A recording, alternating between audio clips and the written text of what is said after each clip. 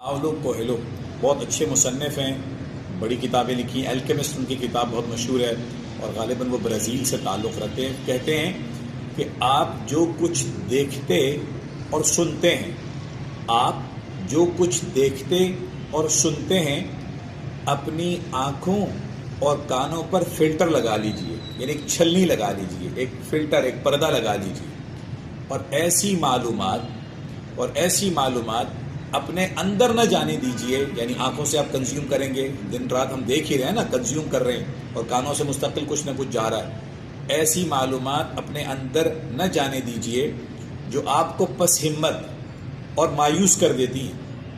یہ پوسٹ لکھی ہے ہمارے عرفان بھائی نے، ڈیلی کامیابی سلوشنز والے ہمارے سید عرفان بھائی، اللہ جزائے خیر دے۔ تو کوشش کریں انشاءاللہ آنے والے وقت میں کہ جو ہم آنکھوں سے دیکھ رہے ہیں اور کانوں سے سن رہے ہیں، ایسا فلٹر، ایسی چھلنی ہو ہمارے پاس کہ ہر وہ معلومات جو بینیفیشل ہو میری روح کے لیے اور میرے ایمان کے لیے، میری ذات کے لیے، تو وہ تو جائے، اور جو ہمیں پس ہمت کر دے، ہمیں کمزور کر دے، ہمیں نا امید کر دے اور مایوس کر دے، اس سے بچنا انشاءاللہ۔